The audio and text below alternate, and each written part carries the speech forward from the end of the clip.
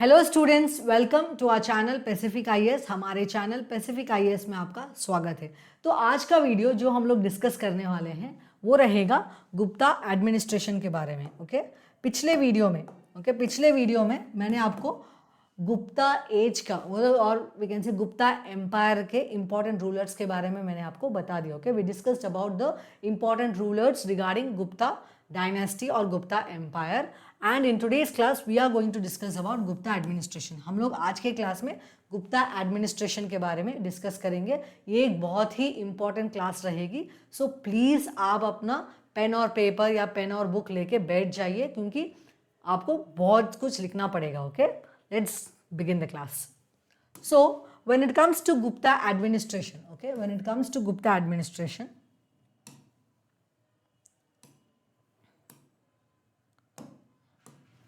so when it comes to Gupta administration,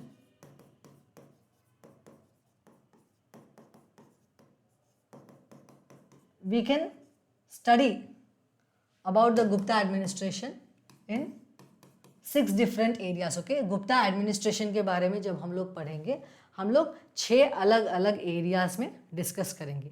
क्या है वो 6 एरिया? फर्स्ट तो kingship,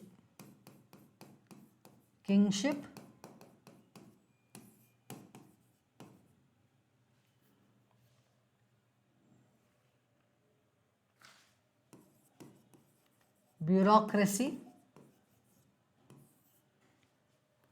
then provincial administration,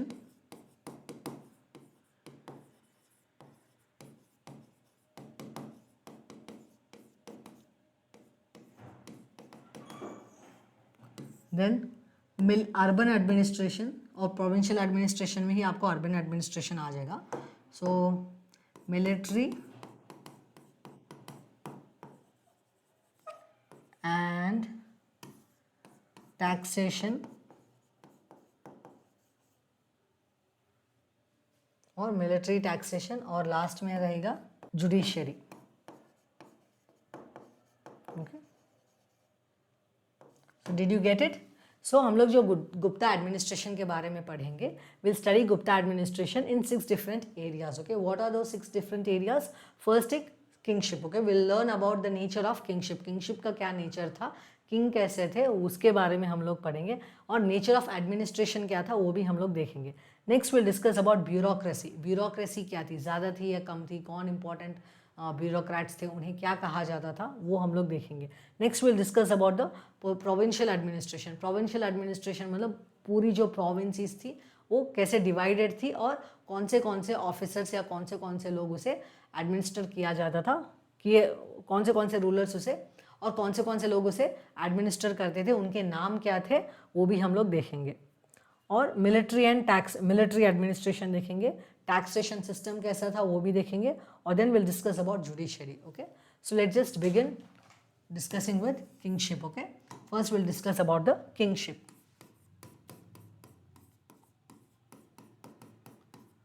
So the overall administration, if we take, okay, if you talk about the administration of the Gupta Empire, it was a decentralized administration. जैसे कि मैंने पहले ही discuss किया, it was a decentralized administration. Okay, so being a decentralized administration होने के advantages है. Okay, there are some advantages and there are some disadvantages also.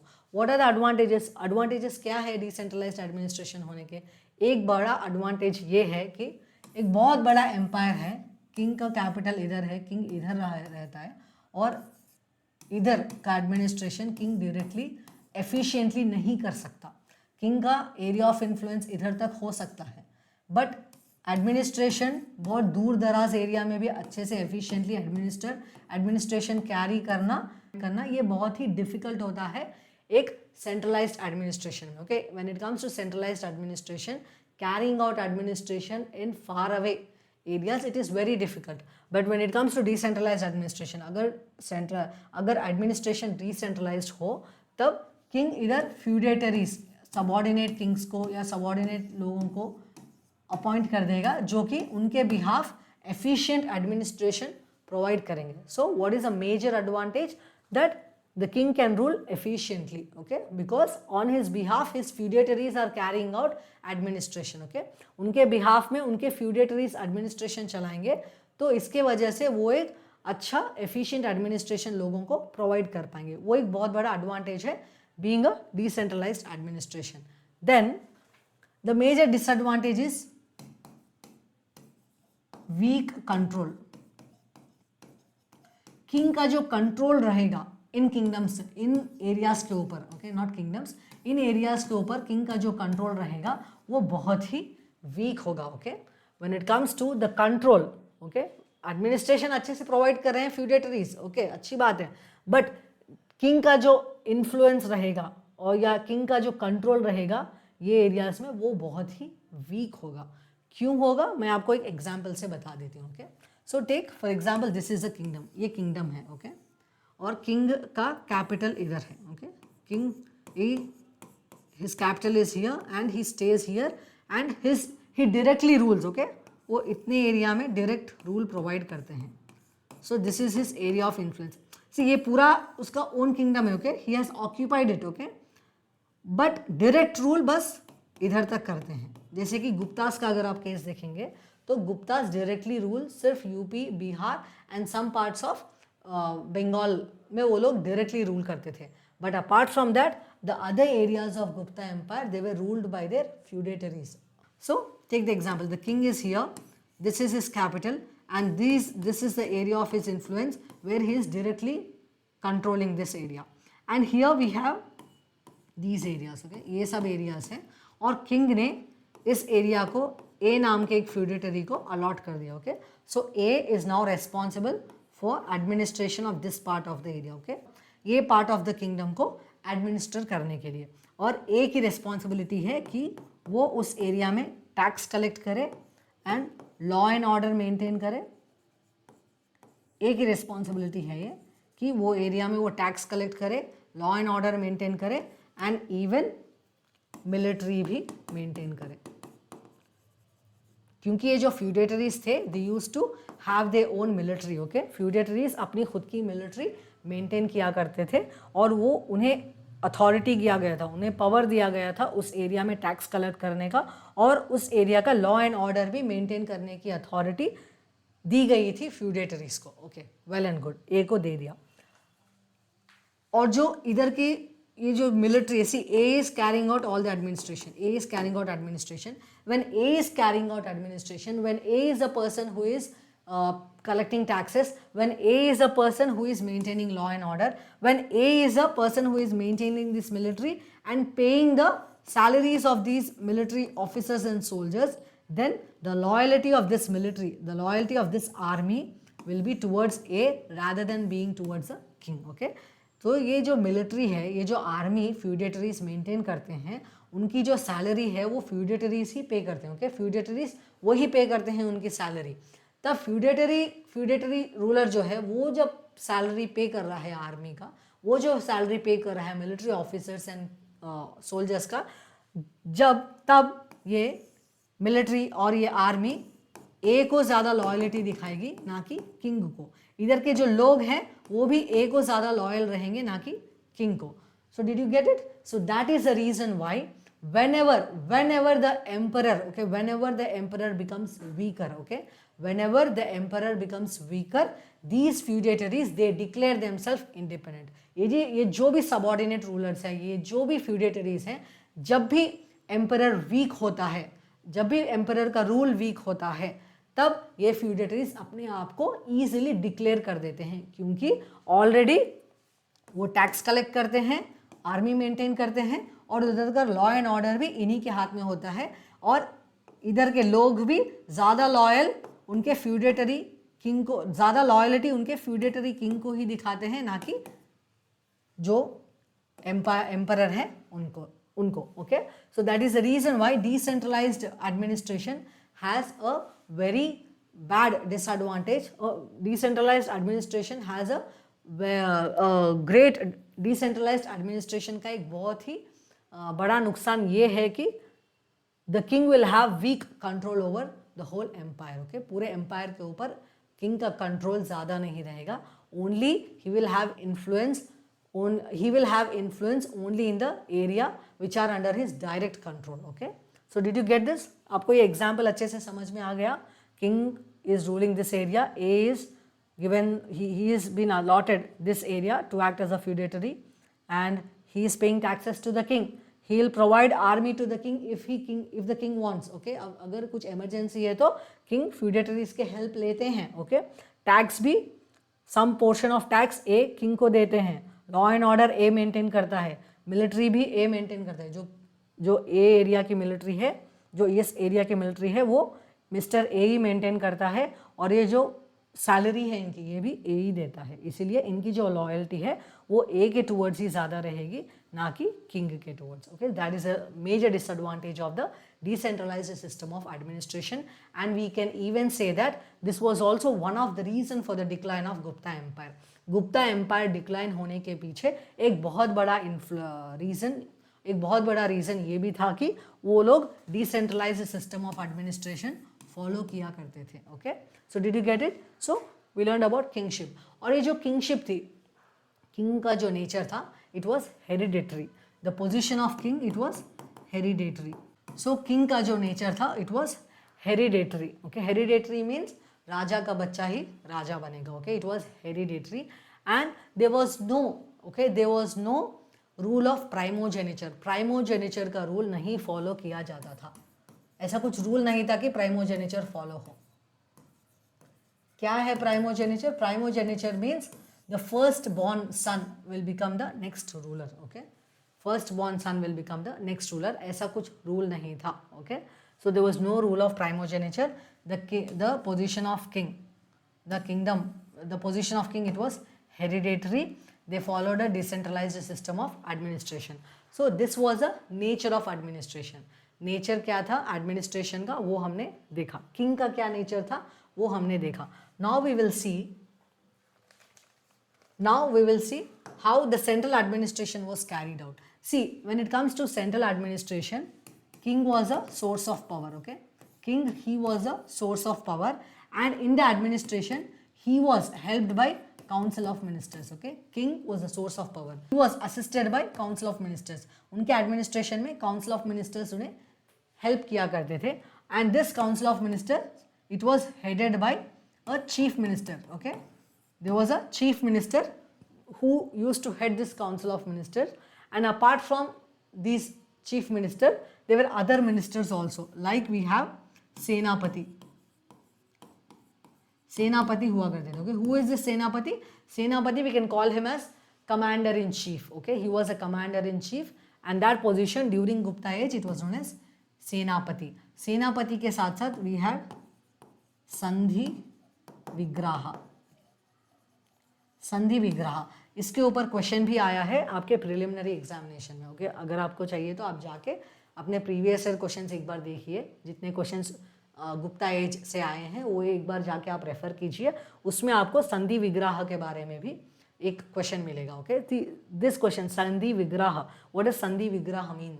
संधि विग्रह means we can say the present day minister of external affairs. जो भी external affairs minister काम करते हैं, वही काम संधि विग्रह गुप्ता एज के टाइम पीरियड में किया करते थे. Okay, so these way the important officers. Okay, or we can say these were the important ministers who were part of council of minister, and this council of minister used to help king in carrying out his administration. Okay, and this chief minister, he used to directly report to the king. Okay, he used to directly report to the king. Okay, did you get this? Then these kings, okay, जो भी kings थे, ये बहुत ही बड़े बड़े titles लिया करते थे. Okay, they used to give themselves very great titles or very pompous titles, we can say. Okay, they used to give themselves very pompous titles. What were those titles? मैं आपको लिख देती हूँ एक बार. So those titles were महाराजाधिराजा.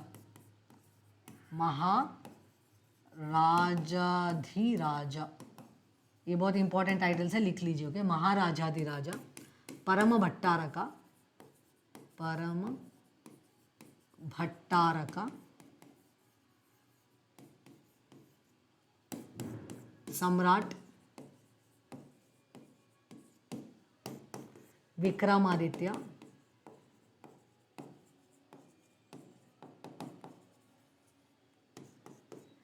Then we have Chakravarti, Chakravartin, then Parameswaran,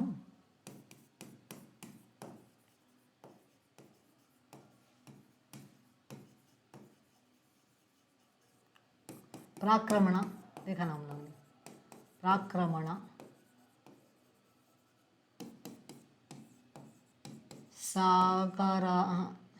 साकारादित्य, Sakari. So these were some of the important titles. See, ये बहुत specific titles है, okay? These titles they were taken by only people who have defeated Sakas, okay? The rulers who have defeated Sakas, उन्होंने ही ये titles लिए थे. But apart from that, these were common titles. ये जो titles महाराजाधिराजा है, परम भट्टारका, Parameswaran, next सम्राट, विक्रमादित्य, चक्रवर्ती, ये जो भी टाइटल्स हैं ये मोस्टली सभी राजाओं ने लिया है, okay? So these were some of the important titles which were given by Guptas to themselves, okay? So they used to take very great or we can say very pompous titles just to assert their power. क्यों ये titles लिया करते थे? अपनी authority को assert करने के लिए ये टाइटल्स लिया करते थे, ओके? और इसके बाद हम लोग देखेंगे ब्यूरोक्रेसी के बारे में, okay? The second area, bureaucracy. Okay, next we'll see about bureaucracy. So when it comes to bureaucracy, if you compare the bureaucratic system of the Guptas with that of Mauryas, the Gupta age, the Gupta empire, it was less bureaucratic, we can say, okay? लोगों ने जब Mauryan administration discuss किया तब मैंने आपको अच्छे से पढ़ाया था कि Mauryan empire it is a very bureaucratic form of administration. आपने देखा होगा कि एक चीज़ का एक डिपार्टमेंट था, एक डिपार्टमेंट के नीचे 6 अलग अलग डिपार्टमेंट हुआ करते थे, ओके? और हर एक डिपार्टमेंट में 5-5 लोग हुआ करते थे, okay? So mostly each department use to have 30 bureaucrats. 30 bureaucrats used to take care of 6 different departments, okay? So this system, it was very bureaucratic. Mauryan administration, it was very bureaucratic system of administration. Gupta administration अगर हम Mauryan empire से compare करेंगे तो less bureaucratic था. Bureaucracy के नाम पे इधर गुप्ता एम्पायर में ऑफिसर्स हुआ करते थे जिसे कुमार अमात्यस कहा जाता था.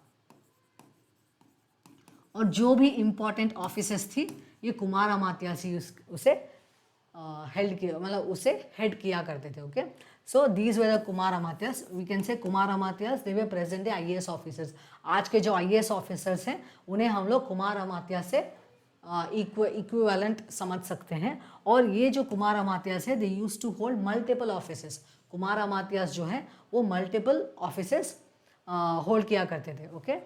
सो देन आफ्टर कुमार अमात्यस के साथ साथ आयुक्तास भी इंपॉर्टेंट ऑफिसर्स थे, ओके? आयुक्तास वे थे, देन कुमार अमात्यस थे. और ये जो कुमार अमात्यस थे, ओके, ये जो कुमार अमात्यस थे इनकी जो सैलरी थी, okay, they salary they were paid in cash. इनकी सैलरी कैश में ही पे की जाती थी.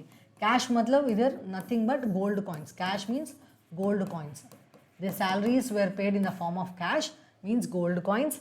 And these Kumar Amatyas they were appointed by the king. क्या है, इन्हें किंग अपॉइंट करते थे, okay? Kumar Amatyas they were appointed by the king. Then after bureaucracy we have to discuss about now military. Military किस प्रकार की थी? So when it comes to military, Guptas they used to have their own standing army, okay? Guptas की खुद की standing army हुआ करती थी. They used to have their own standing army. क्यों मैं स्पेसिफिकली कह रही हूँ कि स्टैंडिंग आर्मी है गुप्तास की? क्योंकि बिफोर गुप्तास मतलब एंशेंट इंडिया में बहुत सारे किंगडम्स ऐसे भी थे जहाँ पे स्टैंडिंग आर्मी नहीं मेंटेन की जाती थी. जब भी कुछ इमरजेंसी आती थी तब लोगों को बुला के उन्हें वॉर के लिए या बैटल के लिए ट्रेनिंग दी जाती थी. और जब वॉर सिचुएशन ख़त्म हो जाता था तब वो लोग जाके अपना जो भी काम है वो संभाल लेते थे. So there was no continuous standing army, okay? There was no continuous army जिसे किंग मेंटेन करके उन्हें सैलरीज पे करना, उनका खाना पानी सब देखना, ऐसा कुछ था नहीं, ओके? इसीलिए ये एक यूनिक फीचर है गुप्ता एज का जो कि है they used to have the standing army. और ऐसे भी आर्मीज है जिसे मर्सनरी आर्मीज कहते हैं. मर्सनरीज ऐसे आर्मीज हैं जिसे ऑलरेडी ट्रेन करके थोड़े लोग मेंटेन करते थे और किंग को जब भी ज़रूरत होती थी आर्मी की, किंग इसे रेंट करते थे. Okay, king use to rent this army for the time being and then they use to pay them. Okay, this was the mercenary armies. So मैं ये बताना चाहती हूँ कि आर्मी कंटिन्यूसली मेंटेन करना, उन्हें सैलरीज देना हम लोग गुप्ता एज में देख सकते हैं. Okay, that is what is a standing army. They will have a continuous surviving army. Okay, then and the salaries of the standing army, they were paid in cash, that is gold coins were used to pay the standing army. Okay, their salaries, they were paid in cash. And apart from that, Gupta age, they not only maintained standing army, whenever there was some emergency situations, they also took the help of feudatory army. मैंने आपको बताया था ना, Gupta empire में feudatories भी army maintain किया करते थे. और जब भी सिचुएशन आती थी, मतलब कुछ वॉर सिचुएशन या इमरजेंसी सिचुएशन आती थी, तब गुप्ता जो भी एम्परर था वो अपनी स्टैंडिंग आर्मी के साथ साथ फ्यूडेटरीज की भी आर्मी को यूज़ किया करते थे. Okay, so this was about the military administration. And this military, it was headed by senapati, commander in chief. Right, senapati use to head this military and he was known as commander in chief.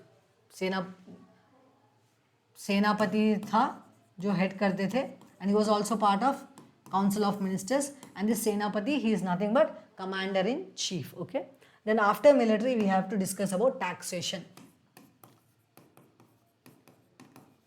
So when it comes to taxation, usually देखते हैं कि trade से जो tax आता है वो ज़्यादा होता है लैंड से जो टैक्स आता है उससे, अगर हम कंपेयर करेंगे तो. Okay, but when it comes to Guptas, okay, when it comes to Gupta age, during the time period of Guptas, land tax it was more when compared to trade tax. Kingdom को ज़्यादा रेवेन्यू, वी कैन से ज़्यादा revenue वो land tax से आता था, ना कि ट्रेड टैक्स से. क्यों? क्योंकि गुप्ता एज का जो ये यूनिक फीचर है वो था land grants. Okay, Guptas they use to give land grants to the people. Okay, they use to give land grants to military officers and mostly they use to give land grants to Brahmans. Okay, Brahmanas, they used to receive large amount of land grants from the Guptas. Guptas से ब्राह्मणास को बहुत ज़्यादा land grants मिलती थी. क्यों मिलते थे? Okay, why? क्योंकि सी फर्स्ट मैंने जब गुप्ता एज शुरू किया था तब मैंने आपको बताया था कि Guptas they were Vaishyas. Right, Guptas they were Vaishyas. And the ancient time period में important what you call work, we can say work which was carried out by Vaishyas, it was trade and commerce. Vaishyas का क्या काम क्या था? Trade and commerce चलाना. But Vaishyas, Guptas being Vaishyas, they established an empire. और ये जो उनका रूल है उसे वैलिडेट करने के लिए कोई तो चाहिए ना, तो वो वैलिडेशन प्रोवाइड करते थे Brahmans. Brahmans validated the rule of Guptas. Okay, Guptas के रूल को वैलिडेट करने के लिए ब्राह्मण्स का हेल्प लेते थे एम्परर. ओके, एम्परर जो थे, गुप्ता किंग जो था, वो ब्राह्मण्स का हेल्प लेके अपने रूल को वैलिडेट करता था. Okay, so in exchange for that validation, Brahmans they use to receive large amount of land grants. Okay, in exchange for that validation, Brahmins used to receive large amount of land grants. और इन land grants के वजह से ही land revenue जो आ रहा था वो increase हो रहा था. कैसे increase हो रहा था? तो आप ये फॉर एग्जाम्पल ये लीजिए, ये किंग है, ये किंगडम है. Okay, for example this is a kingdom and in this kingdom, और सिर्फ इस एरिया से किंग को रेवेन्यू, लैंड रेवेन्यू मिल रहा है, और ये भी एरिया किंग के अंडर ही आता है, बट इधर से ज़्यादा रेवेन्यू आ नहीं रहा है. किंग ने क्या किया? मिस्टर ए को लैंड ग्रांट दे दिया. Okay, mister A he receive this land grant. उनको लैंड ग्रांट मिलने के बाद, मैंने आपको बताया था, जब भी एक इंसान को लैंड ग्रांट मिलता था, उधर उसका पावर क्या था? He was given the authority to collect tax. He was given the authority to collect tax. He was given the authority to maintain law and order.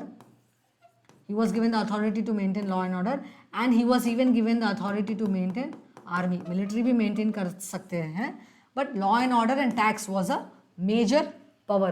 Tax collect कर सकते हैं and law and order maintain करना important काम था land grant receive करने के बाद. Whenever an area was given as a land grant, what the person used to do, that he used to bring large amount of land under cultivation, large amount of new land under cultivation, नई जमीन को cultivation के under लाया जाता था। उससे whenever cultivable land increases, cultivation जब increase होता है, land under cultivation, okay we can say, so ज़्यादा लैंड कल्टीवेशन के अंडर लाया गया, उसके वजह से एग्रीकल्चर प्रैक्टिस इंक्रीज हुआ। ओके, एग्रीकल्चर प्रैक्टिस इंक्रीज होने के वजह से, और we can say production increase हुआ, प्रोडक्शन इंक्रीज होने की वजह से टैक्स कलेक्शन भी इंक्रीज हुआ। Okay, did you get this? See when I talked about taxation, मैंने जब आपको टैक्सेशन के बारे में पढ़ाया तब मैंने आपको ये बताया कि land revenue was a major source of income and it was more than even the trade tax. Okay, trade से जो रेवेन्यू आ रहा था उससे बहुत ज़्यादा रेवेन्यू लैंड से आ रहा था, और उसका मेजर रीज़न लैंड ग्रांट्स था, because land grants they contributed a lot for the increase in the land revenue. How? See whenever a person used to receive land, okay, he may be a brahmana or any other official, so whenever he used to receive the land, he was given the authority to collect tax and he was given the authority to maintain law and order, maintain करना और tax collect करने का power दिया गया था एक land receiver को, okay, जिसे लैंड ग्रांट मिली है उसे वो अथॉरिटी दिया गया था। और जब भी एक पर्सन को लैंड ग्रांट होती है, वो क्या करता था, नए एरिया को कल्टीवेशन के अंडर लाता था। Okay, he used to bring new land under cultivation, नई जमीन को कल्टीवेशन के अंडर लाता था। So whenever new area is brought under cultivation, agriculture practice in that area increases. Okay, agriculture practice increases, agriculture जब भी practice होना increase होगा, एग्रीकल्चर प्रैक्टिस जब भी इंक्रीज होगा, it will lead to increase in production increase होगा, उस area का प्रोडक्शन इंक्रीज होगा, एंड जब प्रोडक्शन इंक्रीज होगा टैक्स कलेक्शन भी इंक्रीज होगा, right? So tax collection also increased. और ये जो भी आर्मी थी, army it was provided food and shelter by the local people. Okay, जो भी आर्मी थी उसे जो भी फूड शेल्टर ज़रूरी होता है वो लोकल पीपल ही प्रोवाइड करते थे। Now we have to discuss about the judiciary. Okay, so in judiciary, when it comes to judiciary, two different kinds of laws we can see. Okay, two different kinds of laws were there.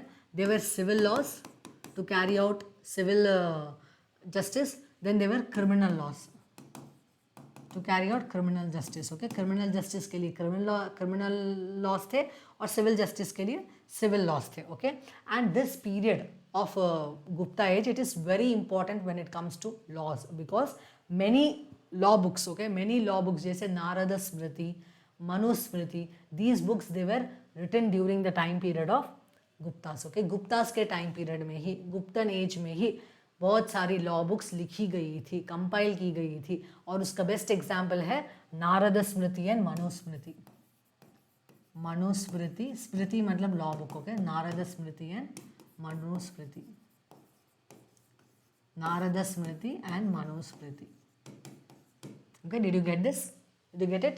And king, see, king, he was given the responsibility of upholding the laws. Okay, king, he was given the responsibility of upholding the laws, and in that process, in that work, he was assisted by a brahman. So, okay, brahman उनका help किया करते थे law को uphold करने में. Okay, now we have to discuss about the provincial administration.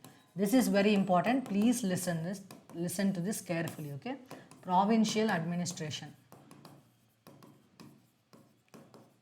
Okay, so when it comes to provincial administration, the whole Gupta empire, okay, the whole Gupta empire, मैं इधर लिख देती हूँ, Gupta empire, the whole Gupta empire, it was divided into different divisions. Okay, लिख लीजिए, it was divided into divisions, बहुत सारे divisions में डिवाइड किया गया था, and these divisions they were known as Bhuktis.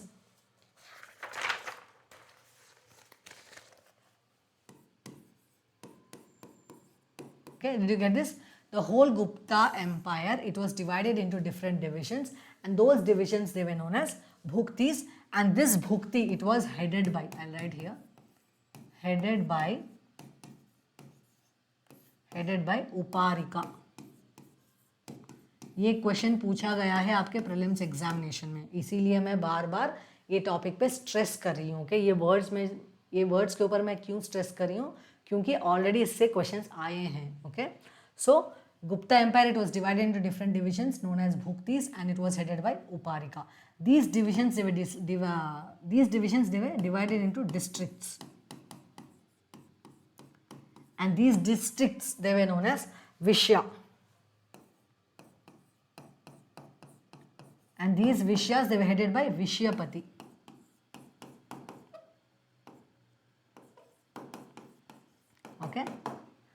Okay, did you get this? Vishyas, Vishyapati. Then these districts के साथ साथ cities भी थे. Okay, districts के साथ साथ they were even cities, and these cities they were known as Nagara. Okay, and Nagara they were administered by Nagara Shreshti. Nagara Shreshti. Okay, you will get this. Nagaras they were headed by Nagara Shreshti. Districts के साथ साथ मतलब थोड़े districts थे और थोड़े cities भी थे, और सिटीज़ को नगरा कहा जाता था, और दैट वेर हेडेड बाय नगरा श्रेष्ठी. और ये जो डिस्ट्रिक्ट्स थे they were divided into this districts, they were divided into sub districts.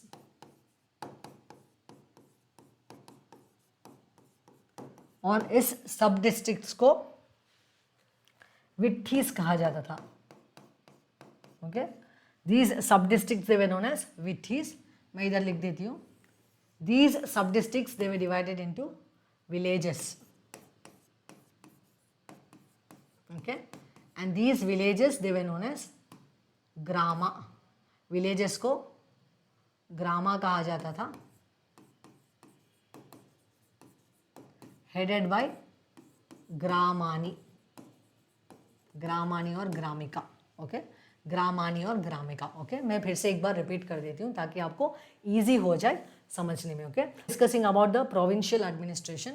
हम लोग गुप्ता टाइम पीरियड का प्रोविंशियल एडमिनिस्ट्रेशन डिस्कस कर रहे हैं, जिसमें कि हम लोग देख रहे हैं कि गुप्ता जो एम्पायर था, गुप्ता एम्पायर जो था वो डिवाइड किया गया था डिविजन्स में. ओके, तो whole Gupta empire it was divided into different divisions, and these divisions they were known as भुक्तीस. ओके, गुप्ता एम्पायर में जो डिविजन्स थे उसे भुक्तीस कहा जाता था, और भुक्तीस दे were headed bye उपारिका.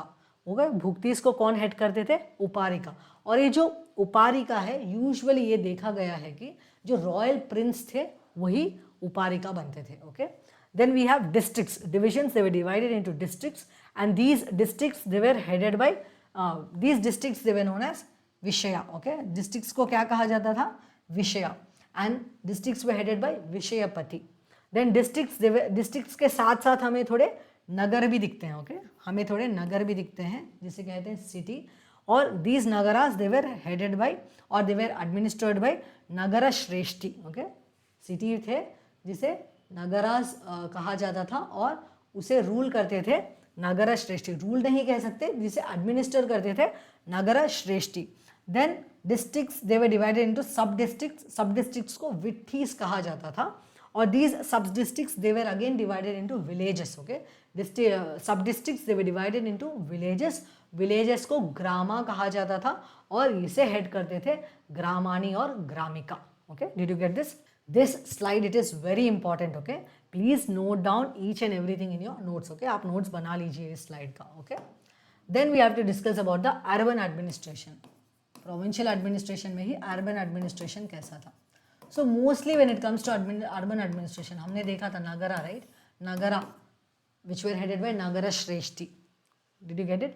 So mostly अगर आप देखेंगे ना तो mostly अगर आप देखेंगे तो urban administration में guilds का बहुत ही important रोल था.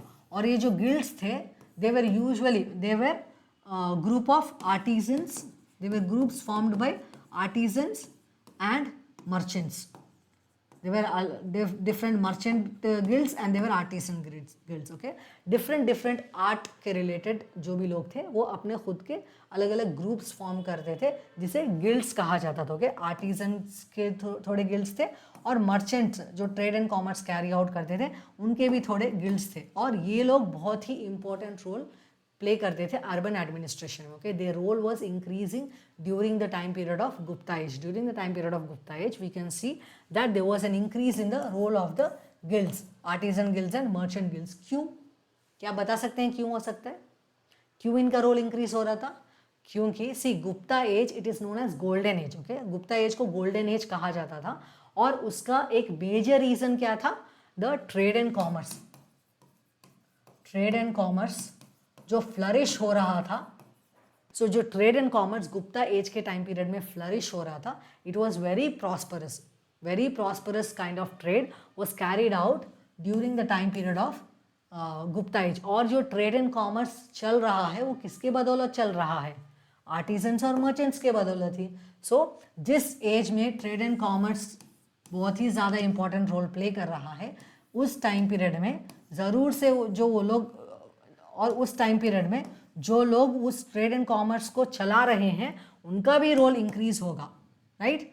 सो that is the reason why guilds, the groups formed by artisans and merchants, they role increased in the urban administration during the time period of Gupta age, okay. और ये guilds का क्या क्या powers थे guilds में? See, guilds they used to lend to the people, okay, they used to give loans, they even maintained army, then some guilds they even given the power to mint coins, okay, they were even given the power to mint coins, okay। guilds के बहुत सारे powers थे, उसमें some powers are like they used to grant loans, they used to maintain army, and at the same time they were even given the powers to mint coins, उन्हें coins mint करने का भी power दिया गया था, okay। so that was the important role played by guilds in the urban administration।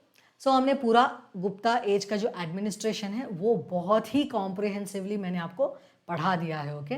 We started our discussion with Gupta administration. We studied about Gupta administration in 6 different areas. We studied about the nature of kingship, क्या क्या था, मतलब hereditary था, प्राइमोजेनिचर का कुछ rule नहीं था, land grants बहुत ज़्यादा दी जाती थी, किंग को उनके काउंसिल ऑफ मिनिस्टर्स उन्हें हेल्प करते थे एडमिनिस्ट्रेशन चलाने में। Then after kingship we discussed about bureaucracy, what kind of bureaucracy was there, then we discussed about military, the nature of army, then we even discussed about the taxation, how land grants helped in the increase of land revenue। उसके बाद हमने discuss किया provincial administration के बारे में, then we discussed about judicial administration, and then at last we discussed about the urban administration, okay. Urban administration को भी हम लोगों ने डिस्कस किया। This was it guys, and if you find this video helpful please share it with your fellow aspirants. जिसे भी ये video useful रहेगी प्लीज़ उनके साथ शेयर कीजिए, and see you in the next video, okay. Bye bye.